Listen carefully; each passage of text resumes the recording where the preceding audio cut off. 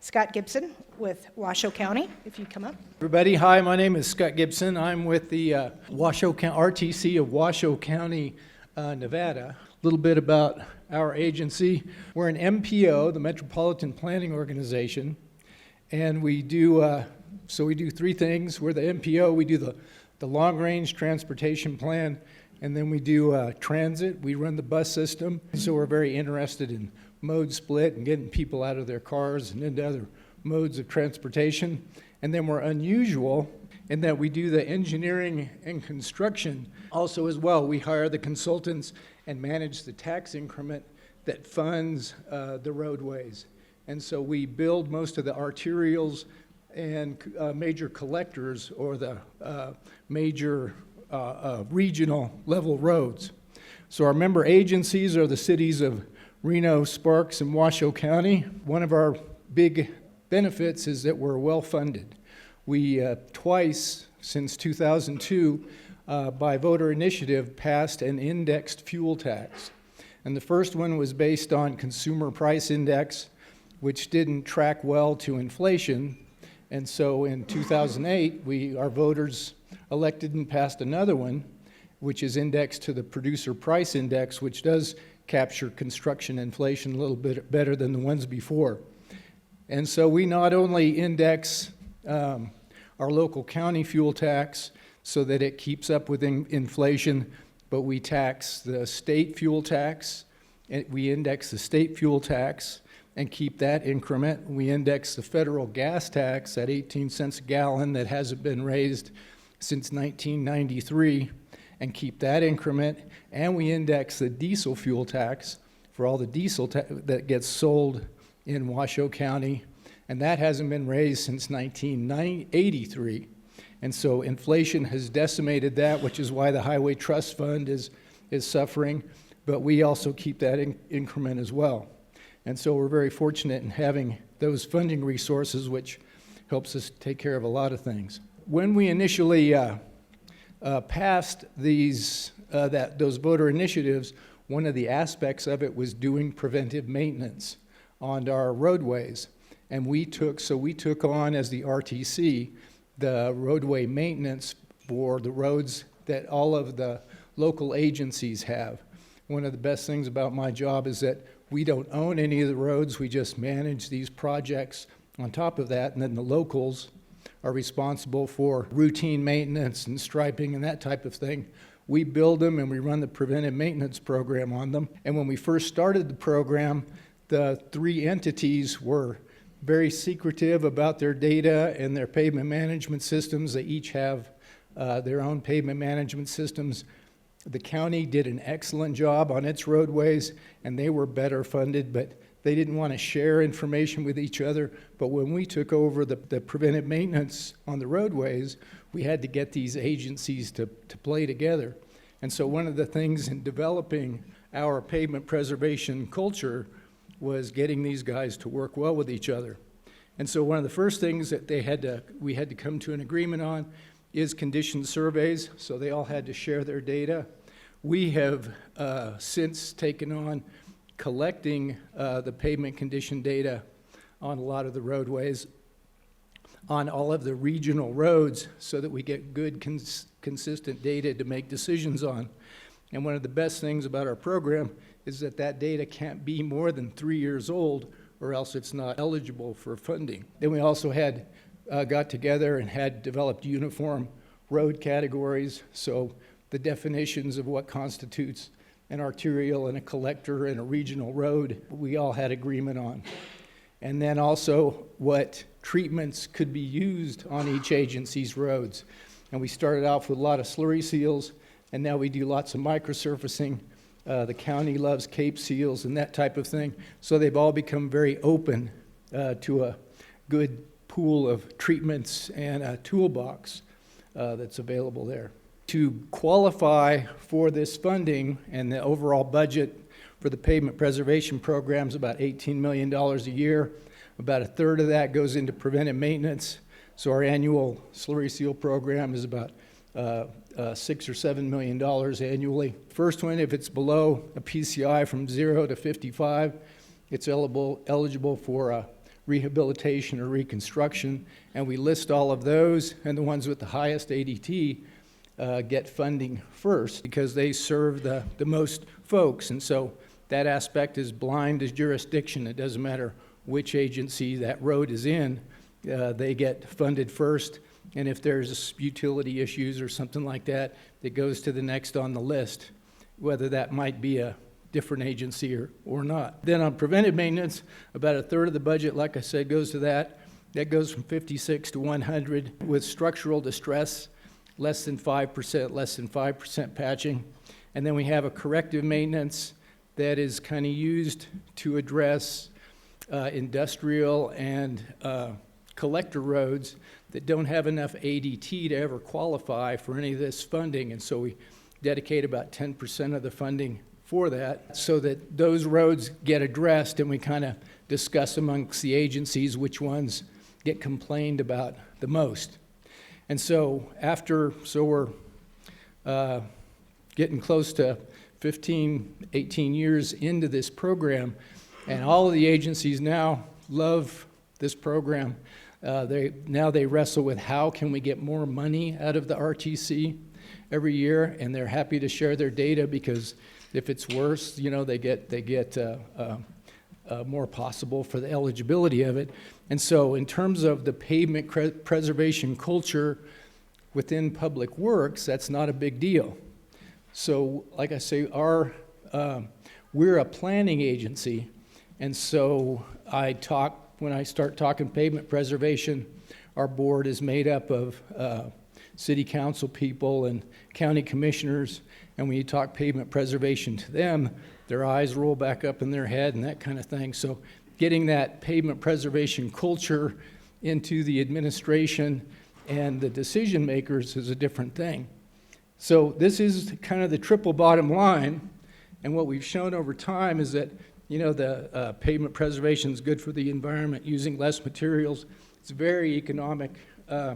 We're extending our performance lives by 25, 30%. But the social aspect of it, of that triple bottom line, is kind of always a struggle for us. But that gets us into the kind of the political support of the preservation culture overall. Again, we've got kind of two policies. Pavement preservation generally resides in the Public Works and in us in our Construction and Roads Division. Struggles for attention in our agencies. We're well funded, but they still struggle for funding, and most agencies around the country get about a third of the budget that they actually need to maintain their systems adequately. And again, I'm talking about cities and agencies and more urban kind of things. But then there's a new idea, a concept called complete streets. And that generally comes out of planning departments. Hundreds, thousands of actually agencies across the country now have adopted complete streets policies.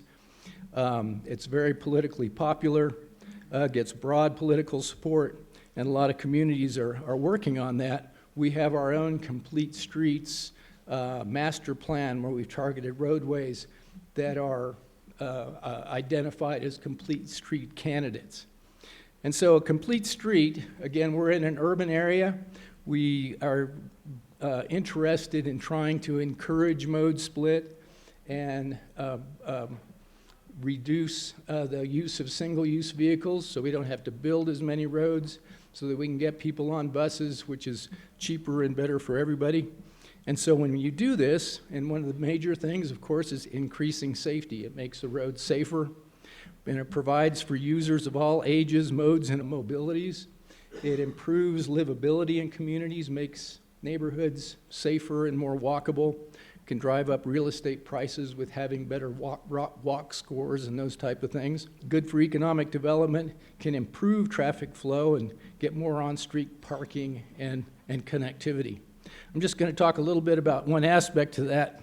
This is our poster child for an incomplete street where we have nice bike lanes coming into both sides of this urban interchange, and we attract moms and their kids into this environment that is completely hostile to anything except cars. I mean, trucks can't even make the turns in this area.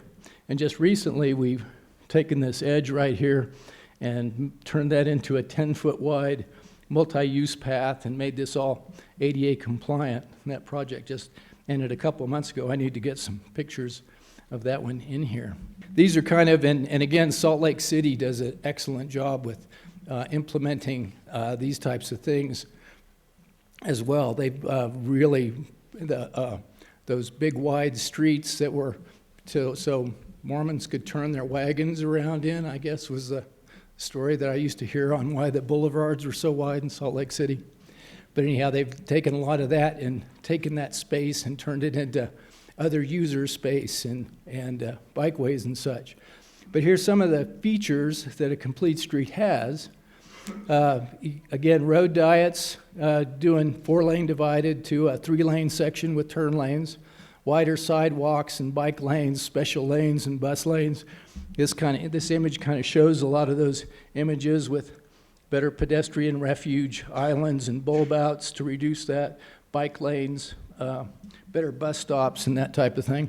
So I'm a mammal. I kind of need middle-aged man. I might need to change this to more than a middle-aged man in Lycra, but so anyhow, I ride a bike, and so I see a lot of this stuff when I'm out and about, and so these kind of ideas and concepts resonate with me, making roads safer for me and my family to ride on. So our major workhorse is a Type 3 modified microsurface. The modified comes in back in the day when this picture was taken. We used to do Type 2 in the bike lanes and then Type 3 in the travel lanes to make the roads smoother for cyclists. We have a lot of road cyclists in our area, and we kind of get complaints on some of this. But we kind of modified the Type 3 and made the top end of that finer, and so now we don't need to manage 2 stockpiles for our stuff. But we do this everywhere. We're on a 7-year cycle. 90% of our roads are in good condition, and so we are in preventive maintenance mode. So we paint the entire town black about every 7 years. We're on this 7-year cycle. And one of the big things that we do is road diets or road conversions, and this is an example of one beforehand. 2 lanes, undivided, and in an area like this, in residential areas where you have lots of driveways and side streets, and so people stopping and making left turns, you create a lot of accidents from rear end accidents and that type of thing. And if you change that to a 3-lane section, this is one where we just changed during that. So now you have a center turn lane, so it gets the left turners out of the travel stream. This is a 30-mile-an-hour area, so the guy in the blue car is controlling the speed through the corridor. So the traffic speeds go down. You get to take 1 lane and turn it into bike lanes.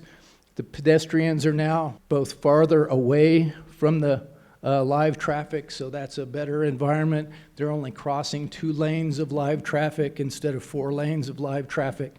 And so there's just a lot of benefits from doing these where they're appropriate. Threshold levels for that is about 18,000 ADT or 1,500 vehicle per hour during the peak periods. And if your thresholds are below that, and we've gone right up to those thresholds before, then these work just fine. And people who now perceive that as being slower will go to the more appropriate higher volumes arterials and stuff. The things that we get is a lot of really dramatic reductions in crashes. So we got 30 to 50% reductions in crashes where we have done these things. And the reason is because there are just less places for objects to collide with each other. The conflict points go down by a half or a third, depending on whether you're at an intersection or in the main line. And so that's why you get these dramatic reductions in accidents. Here's a video. So this is one beforehand, had 2 lanes in each direction. And then we did a slurry seal or a microsurfacing and came back and restriped it into the 3-lane configuration, demarked the parking, added the bike lanes, and again there's the before condition and again after the condition. And in this area of town, we have hot August nights and a thing called street vibrations, where those parking lots at those casinos are full of hot rods or choppers and that type of thing. And what you get is not more car traffic, but you get more pedestrian traffic. And so this makes it safer for our tourists and all that type of thing as well.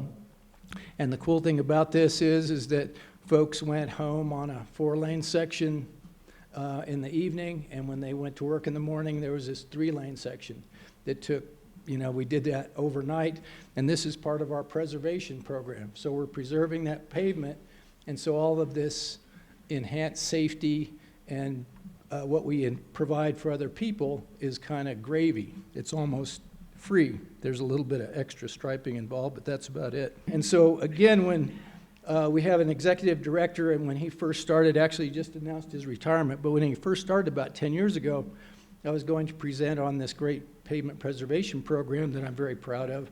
And he looked up and down at the board and said, "Oh, my favorite subject, watching asphalt congeal." I mean, he's a planner and a transit guy, so he has no concept of this kind of stuff.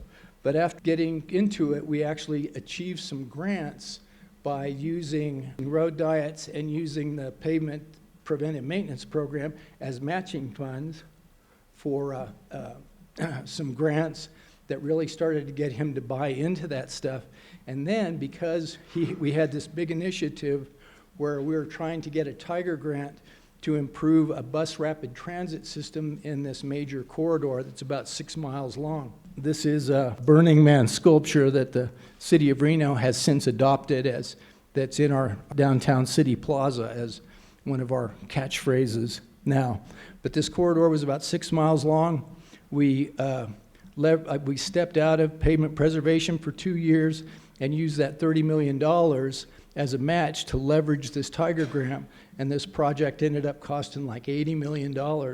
And because we had such equity, because the pavement preservation program is so successful, we were able to step away from that, leverage this, get this whole corridor treated with bus rapid transit, wider sidewalks, new pavement, and all that type of thing.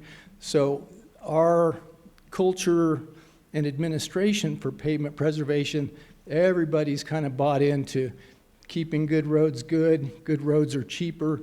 Maintaining roads in a higher level of condition creates all kinds of opportunities that can be used.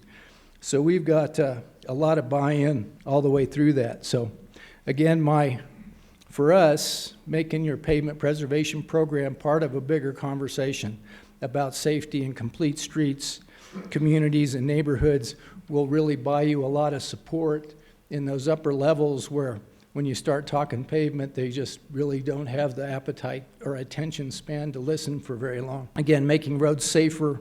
Again, those safety benefits on those road diets, those accrue to the drivers. There's not a lot of data that it improves safety for the cyclists or the pedestrians, but your wives and friends and families who are out there driving, that's where the safety benefits really accrue.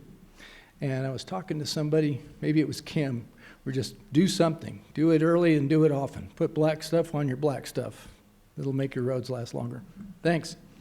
I'm happy to answer any questions.